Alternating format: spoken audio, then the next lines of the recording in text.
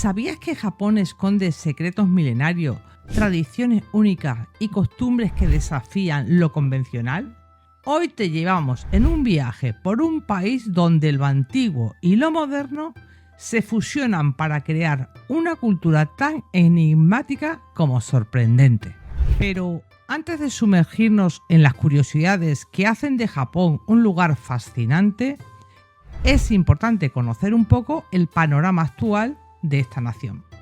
Japón, conocido como la Tierra del Sol Naciente, es un archipiélago situado en Asia Oriental, compuesto por más de 6.800 islas, entre las que destacan las 4 principales. Me vais a permitir que diga los nombres con un chino españolizado: Honshu, Hokkaido, Kyushu y Shikoku. Tiene una extensión aproximada de 377.975 kilómetros cuadrados.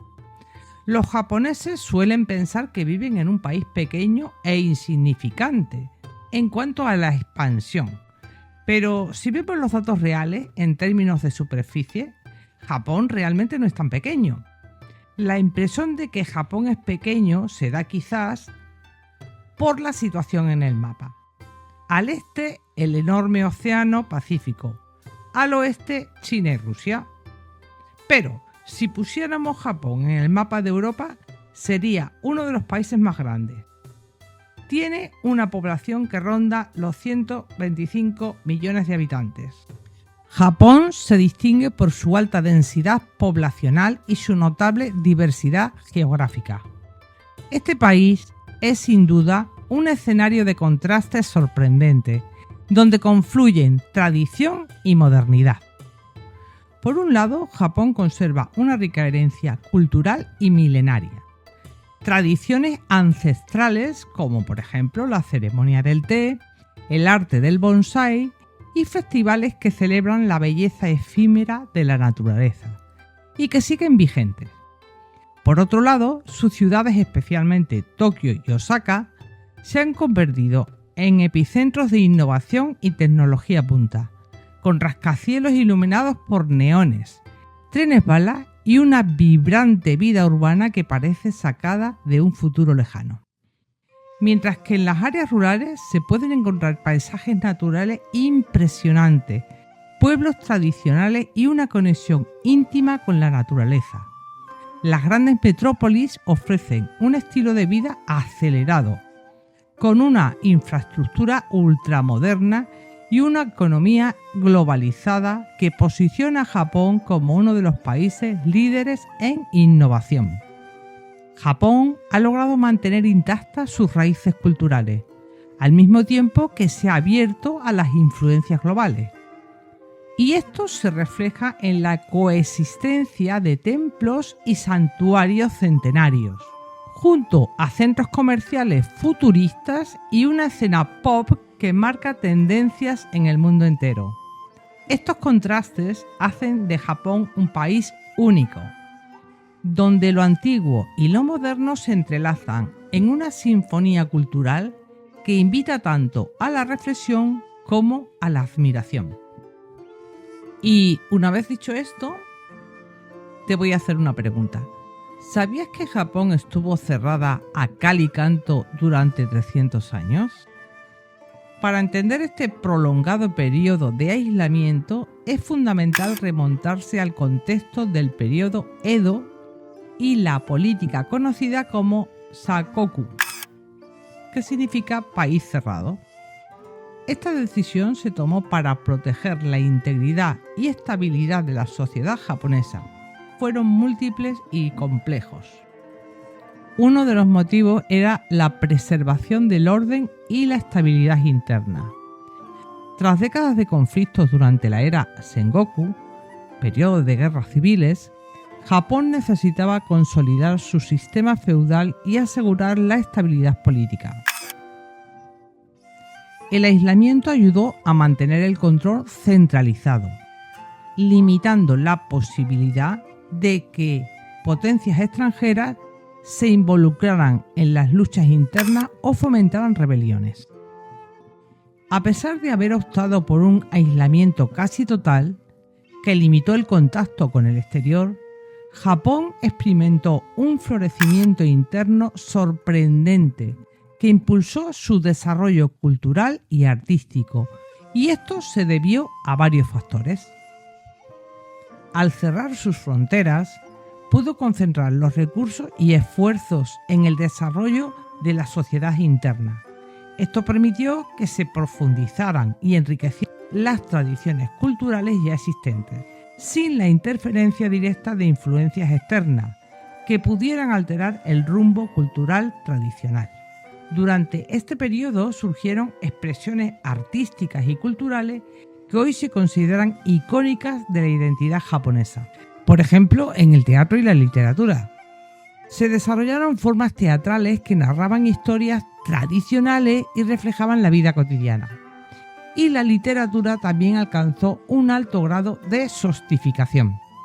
Por otro lado, se desarrollaron artes visuales, el arte del ukiyo, que son impresiones en madera. Este arte capturó escenas de la vida urbana, paisajes y retratos de actores y cortesanas, creando un estilo único y reconocible a nivel mundial. La artesanía y el diseño. La producción de cerámica, lacas, textiles y otros oficios se perfeccionó durante este tiempo, mostrando una gran atención al detalle y una estética refinada que ha perdurado hasta el día de hoy. Vamos a hacer un pequeño alto en el camino para recomendarte un vídeo que, si te gustan los misterios del universo, este episodio es para ti. Te dejo el enlace arriba a la derecha. Y ahora sí, continuemos. El aislamiento ayudó a mantener una estabilidad política que favoreció el orden social y la cohesión interna. Esto, a su vez, permitió que las artes y la cultura se desarrollaran en un ambiente de relativa paz y continuidad, donde los artistas y artesanos podían experimentar y perfeccionar sus técnicas, sin las interrupciones que suelen acompañar a los conflictos externos. Con este aislamiento también consiguieron la autonomía cultural. La falta de influencia directa de otras culturas permitió que Japón desarrollara una identidad cultural única y autónoma. Las restricciones impuestas por la política hicieron que la creatividad se orientara hacia la innovación interna, utilizando elementos tradicionales de madera novedosa y adaptándolo a los tiempos. Por otro lado, consiguieron controlar la influencia del cristianismo. Durante el siglo XVI, Japón experimentó la llegada de misioneros europeos, en su mayoría jesuitas, que introdujeron el cristianismo en este país. Uno de los momentos clave fue la llegada de San Francisco Javier en 1549, quien inició una campaña de evangelización en el archipiélago. En poco tiempo, el cristianismo ganó adeptos en diversas regiones, en especial en el sur, donde algunos señores feudales vieron en la fe una oportunidad para fortalecer sus alianzas comerciales y obtener el apoyo tanto espiritual como político. La labor de los misioneros permitió que en ciertas zonas un porcentaje significativo de la población se convirtiera al cristianismo, lo que preocupó a las autoridades tradicionales al desafiar las estructuras de poder establecidas. La conversión de miembros de la élite, incluidos algunos samuráis y líderes locales, representaba un riesgo directo para el orden feudal. La adopción del cristianismo implicaba una lealtad que se extendía más allá de las jerarquías locales, ya que los conversos podían verse atraídos por valores y prácticas que contradecían las costumbres y normas tradicionales japonesas. La influencia de los misioneros y la propagación del cristianismo también podían interpretarse como una injerencia de potencias extranjeras, lo que planteaba la posibilidad de que estas influencias desembocaran en acciones coloniales, como ya había ocurrido en otras partes del mundo. Y, frente a esta situación, el gobierno decidió actuar para frenar la expansión del cristianismo. En 1614 se emitieron edictos que prohibían abiertamente la práctica del cristianismo y ordenaban la expulsión de los misioneros extranjeros. A medida que la influencia de la fe crecía, también lo hicieron las medidas represivas, que incluían desde la vigilancia y confinamiento de comunidades cristianas hasta el uso de la tortura y la ejecución para disuadir a posibles conversos.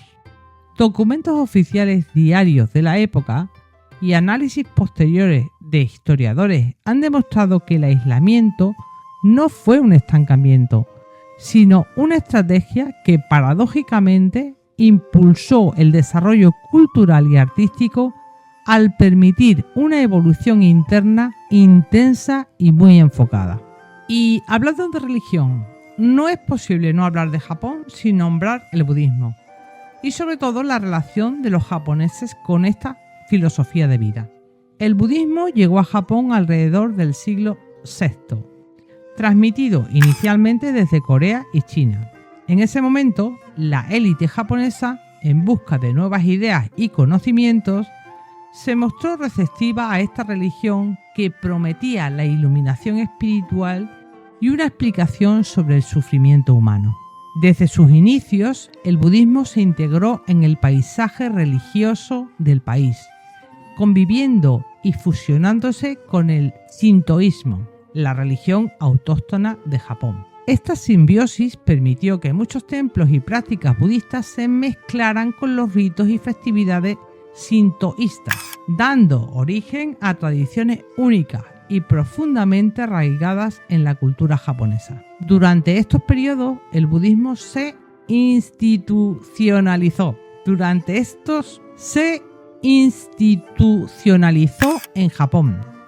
Se construyeron importantes templos y se establecieron escuelas doctrinales que influyeron en la política y en la cultura. La nobleza adoptó el budismo como una forma de legitimar el poder y se desarrollaron textos y obras de arte que reflejaban su filosofía. Con el tiempo surgieron diversas escuelas y corrientes del budismo en Japón, cada una con su enfoque particular, como por ejemplo la Escuela de la Tierra Pura, que se centró en la fe de Buda y la esperanza de renacer en la tierra pura, un paraíso espiritual. Por otro lado está el Zen, que enfatizó la meditación y la experiencia directa de la verdad, influyendo no solo en la práctica religiosa, sino también en las artes marciales, la ceremonia del té y la caligrafía. Y mirad, durante el periodo medieval el budismo se popularizó aún más entre las clases guerreras y el pueblo llano. Las enseñanzas budistas ofrecían respuestas a las inquietudes existenciales y el sufrimiento, siendo un consuelo y una guía en tiempos de conflicto y transformaciones sociales. La influencia budista es visible en numerosos templos, esculturas, jardines y obras de arte que han trascendido a lo largo de toda la historia. Estos elementos no solo representan la devoción religiosa, sino que también son un reflejo de la estética japonesa, la armonía y la conexión con la naturaleza. Las enseñanzas budistas han moldeado la ética y la visión de la vida en Japón, promoviendo valores como la impermanencia, es decir, el cambio constante de la vida, la compasión y la búsqueda de la iluminación a través de la práctica personal y la meditación. Pero, ¿qué pasa con el budismo en la actualidad? Pues pasa que con la llegada de la modernidad y la globalización, la práctica del budismo en Japón ha experimentado cambios muy significativos. Si bien muchas personas mantienen una conexión cultural e histórica con la religión, la práctica devocional activa ha disminuido en comparación con épocas anteriores. Muchos japoneses asisten a templos en fechas señaladas, como por ejemplo el Año Nuevo o festividades muy específicas, pero a menudo su relación con el budismo es más cultural que estrictamente religiosa. Por otro lado, la influencia de la tecnología y el estilo de vida moderno han llevado a una reinterpretación de las enseñanzas budistas, adaptándolas a un contexto en el que el ritmo de vida es muy diferente al de las eras anteriores. No obstante, el budismo sigue siendo una fuente de inspiración y consuelo, y revitalizar las prácticas tradicionales para que resuenen con las necesidades y los desafíos del mundo actual, como el estrés, la búsqueda del bienestar emocional y la conexión en un mundo cada vez más digitalizado. Y bien, después de este repaso por el budismo, llegaría un momento en que Japón tuvo que abrir sus fronteras. Pues vamos a averiguar los motivos de la apertura. Tras más de 2 siglos de aislamiento, Japón se vio forzado a abrir sus fronteras principalmente por 2 motivos clave. Por un lado, la presión internacional.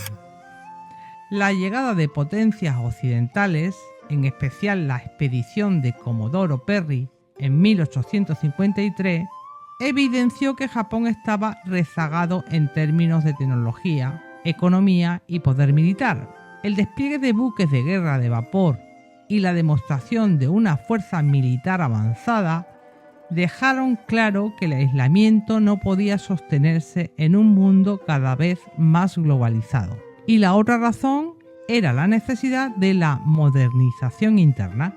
Los líderes japoneses comprendieron que para preservar la soberanía y evitar la colonización, era indispensable modernizar rápidamente sus instituciones, la industria y las fuerzas armadas.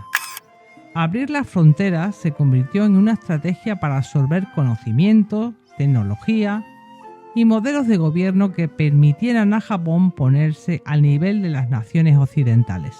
Cuando Japón puso fin a su política de aislamiento, los ciudadanos se enfrentaron de golpe a un mundo externo marcado por una modernidad y avance tecnológico sin precedentes.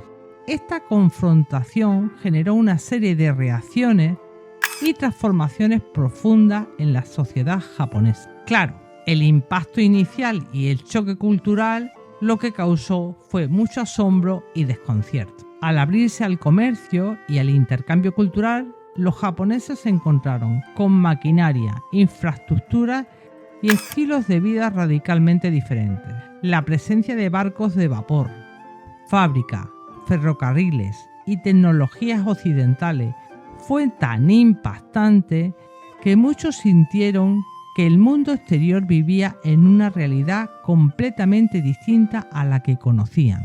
Este encuentro forzó a la sociedad a reevaluar sus costumbres y formas de organización. La confrontación con ideas modernas sobre el gobierno, la educación y la economía generó tanto entusiasmo como incertidumbre sobre cómo integrar estas innovaciones sin perder la esencia cultural tradicional. Ante la amenaza de quedar relegados o incluso sometidos por potencias extranjeras, el gobierno japonés implementó una serie de reformas radicales durante la restauración Meiji. Se modernizó el ejército, se reestructuraron las instituciones del Estado y se impulsó una educación basada en modelos occidentales. Todo con el objetivo de construir una nación fuerte y competitiva. Pero la adaptación fue rápida realmente. Tanto la élite política como los ciudadanos comunes se vieron inmersos en un proceso de aprendizaje acelerado. Ingenieros, médicos y estudiosos fueron enviados al extranjero para adquirir conocimientos que luego se replicaron en Japón, lo que permitió una rápida industrialización y modernización del país. Todo esto contribuyó a tener reacciones emocionales y psicológicas. Lógicamente, muchos japoneses se llenaron de orgullo al ver las posibilidades de progreso y la oportunidad de transformar su nación en una potencia mundial. La admiración por la tecnología y el orden occidental impulsó un fuerte deseo de superación y avance. Pero también existía un conflicto interno de nostalgia. Sin embargo, este proceso no estuvo exento de tensiones. La rápida asimilación de costumbres y tecnologías provocó en algunos sectores un profundo sentimiento de pérdida de identidad. La nostalgia por las tradiciones milenarias y la resistencia al cambio generaron debates intensos sobre cómo equilibrar la modernidad con la preservación de la esencia cultural japonesa. La transformación global obligó a los japoneses a redefinirse sus valores y su forma de relacionarse. Surgieron nuevas formas de pensar que combinaban lo mejor de ambas tradiciones, la disciplina, la estética y la espiritualidad ancestral, con la innovación, el dinamismo y la eficiencia del mundo moderno. Todo esto ha dejado un legado y una evolución a largo plazo. Surgió el nacimiento de una nueva identidad nacional. El impacto de este encuentro con el mundo exterior evolucionado llevó a la construcción de una identidad nacional híbrida. Japón logró integrarse en la comunidad internacional sin renunciar por completo a sus raíces, dando origen a un modelo de modernización que inspiraría a otros países en el futuro. La experiencia del choque cultural y tecnológico se transformó en un motor de innovación constante. Hoy, Japón es reconocido por su capacidad de reinventarse y fusionar tradición con modernidad, siendo un ejemplo de cómo una sociedad puede adaptarse y prosperar ante los desafíos globales. Esta doble perspectiva ilustra cómo el forzado contacto con el exterior no solo rompió el aislamiento de Japón, sino que desencadenó un proceso complejo y multifacético de modernización, reconfiguración social y profunda reflexión cultural que marcó el devenir de la nación. Bueno, y ahora que hemos hablado de muchos tecnicismos y mucha historia, como estamos en un canal que se llama Academia de Curiosidades, no puede faltar que nombremos alguna de ellas, como por ejemplo la ceremonia del té. Es un arte que va más allá de preparar y beber té. Es una práctica espiritual que fomenta la armonía, el respeto y la tranquilidad. Esta tradición ha influido en la estética japonesa, resaltando la importancia de la simplicidad y la conexión con la naturaleza. Cada movimiento en esta ceremonia está coreografiado y simboliza un valor profundo, como la modestia y la atención plena. Luego tenemos el bonsái como metáfora de la vida. El cultivo y el cuidado de bonsái es una tradición milenaria que simboliza la armonía entre la naturaleza y el ser humano. Los maestros de los bonsái dedican años e incluso décadas a perfeccionar la forma de cada árbol, reflejando una filosofía de paciencia, dedicación y equilibrio. Por otro lado, está la explosión de la creatividad urbana. En Tokio, es reconocido mundialmente por su vibrante moda callejera. Hay un barrio donde los jóvenes diseñan estilos únicos que mezclan elementos tradicionales japoneses con tendencias contemporáneas, dando origen a una estética que desafía lo convencional. Esta moda se llama Harajuku y se ha convertido en un símbolo de libertad creativa y autoexpresión, influenciando corrientes globales en el diseño. Luego tenemos el hanami y la belleza efímera.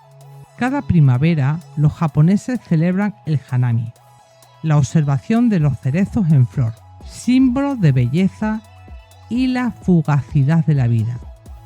Estos festivales no solo son una muestra de la admiración por la naturaleza, sino que también fortalecen los lazos familiares y comunitarios, haciendo de cada encuentro un momento muy especial. En resumen, Japón es un país de fascinantes contrastes, donde la tradición milenaria convive con la modernidad. Desde su prolongado aislamiento que impulsó un florecimiento cultural hasta el impacto de la apertura al mundo, cada etapa ha dejado una huella única en su identidad. Y bueno, hasta aquí el episodio de hoy.